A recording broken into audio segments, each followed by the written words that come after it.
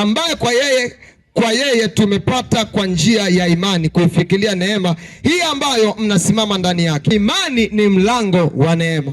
Mtu anapookoka anaipokea neema. Yaani jambo la kwanza alilolifanya Yesu baada ya sisi kumwamini yeye, alitupeleka kwa Bwana Neema tukamsalimie neema. Yaani kabla hatujaenda kwa Mungu. Nielewe hapa. Yaani kabla hatujaenda kwa Mungu tulipelekwa tukamtembelee neema kwanza. Na leo nataka nikwambie kwa dakika chache neema maana yake ni nini? Ndio. Yaani Mungu hakutaka tuonane naye kwanza haraka. Unajua tulikuwa na bifu naye. Tulikuwa tuna bifu naye. Sasa Mungu hataki tuletwe haraka haraka. Yaani ungekuwa na tai ningekwambia hebu inyoshe nyoshe. Kai.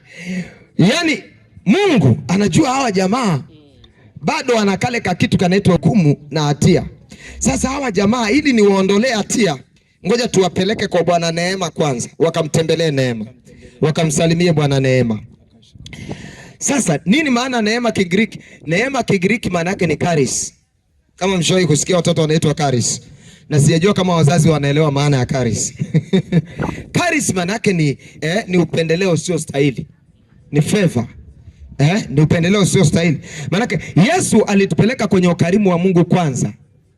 Kwanza. Yaani eneo la kwanza ambalo Mungu alitaka tupelekwe ni kwenye neema. Kwanza. Unaelewa?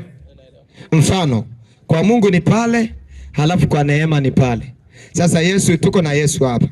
Baada ya sisi kumwamini Yesu, Yesu anasema sasa kwa sababu mmeniamini, ngoja niwapeleke kwanza kwa neema. Halafu tukitoka kwa neema tunaenda kwa Mungu. Neema manake ni upendeleo usio stahili. Ni ukarimu wa Mungu. Hiyo ni neema. Ni ukarimu wa Mungu. Neema manake sio tu utoshelevu. Neema ni kuzidishiwa, yani ni kupata vitu na zaidi. Biblia inasema ya kwamba katika yeye tumeipokea neema na juu ya neema. Kiingereza anasema tumepata neema juu ya neema, upendeleo juu ya upendeleo, baraka juu ya baraka, kibali juu ya kibali. Kwa neema kuna nini? Anasema kule kwa neema kuna kirimiwa vitu vyote vipasavyo uzima na utaua. Katika kumjua yeye aliyetuita kwa utukufu wake na wema wake mwenyewe, tuingie kwenye wema na utukufu wake. Manake ulipomwamini Yesu akakuchukua akakupeleka kwa Bwana Neema. Kwa Bwana Neema kule kuna kila kitu.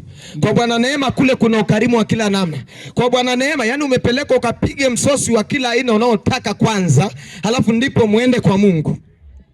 Anataka akuletee mambo mazuri kwanza upige msosi. Akupe vitu unavyotaka, halafu sasa unaanza unajua bwana, mtu akikwambia nimekusamehe. Nimekusamehe. Kuna namna fulani, kuna kiwango fulani ndani yako naanza kujisikia uhuru, lakini sio kwa kiwango hiko. Sio kwa kiwango hicho. Kwa sababu utakuwa unahisi huyu mtu ananitega. Anataka tu ili nijirahisishe niende anikamata nimalize. Sasa Mungu hakutaka kutuambia nimewasamehe akatuacha.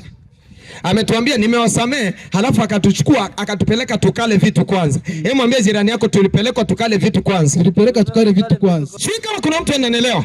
Anasema alituita kwenye wema wake kwanza na utukufu wake. Tule wema, tule utukufu kwanza, halafu ndo sasa tunasema hakika Mungu ametusamehe. Na ndio maana mimi utanishangaza kusema umeokoka halafu na magonjwa. Kwamba unasema unasali halafu bado pia ndoa inasumbua. No, lazima utambulishiwe ukarimu wa Mungu kwanza ukishaokoka. Kabla ya kusema na Mungu, ukarimu wa Mungu utangulie mbele kwanza. Hey! Amen. Ukarimu wa Mungu utangulie kwanza. Sasa ukarimu wa Mungu pia ni spiritual gifts au zinaitwa karama za charisma. Ni vipawa vya rohoni. Hivi vipawa vya rohoni ni vipi? Vipawa vya rohoni sio kwanza magari. Magari ni ya mwilini. Tukisema vipawa vya rohoni sio manyumba kwanza. Vipawa vya rohoni cha kwanza ni uzima wa Mungu. Uzima wa Mungu. Cha pili kibali na upendeleo. Kibali na upendeleo. Cha tatu wokovu. Wokovu. Cha nne msamaha wa dhambi. Msamaha wa dhambi. Cha 5, uponyaji wa kiungu.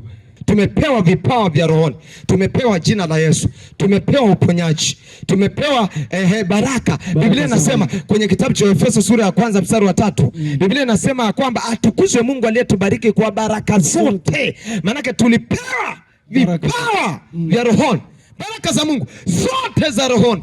Kwanza tumepewa vipawa vya rohoni, tumepewa jina la Yesu, tumepewa uponyaji, tumepewa baraka. Biblia inasema kwenye kitabu cha Efeso sura ya 1 mstari wa 3, Biblia inasema kwamba atukuzwe Mungu aliyetubariki kwa baraka zote. Maanake tulipewa vipawa vya rohoni, baraka za Mungu zote za rohoni.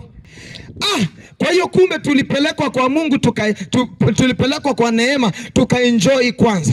Tuenjoy uponyaji, tuenjoy kufunguliwa, tuenjoy baraka za kimungu, ili sasa mioyo yetu ifunguke kwa Mungu. Waefeso 1:3. Huyu anakusamehe alafu anakuacha, ila Mungu alikusamehe alafu anakuambia zawadi hii hapa nimekuletea, ili usiwe na mashaka tena na Mungu. Anakuambia ili muwe na amani na Mungu. Ndio. Wewe unajua mkigombana na mume wako, akikuletea chips yameisha.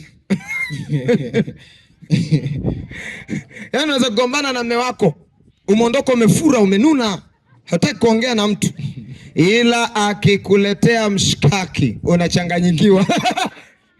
Ndivyo hivyo sasa Mungu alichokifanya, yani akatuletea neema, ukarimu wake kwanza, tuenjoy. Alafu sasa amani na Mungu inakuwa kubwa kabisa ndani yetu.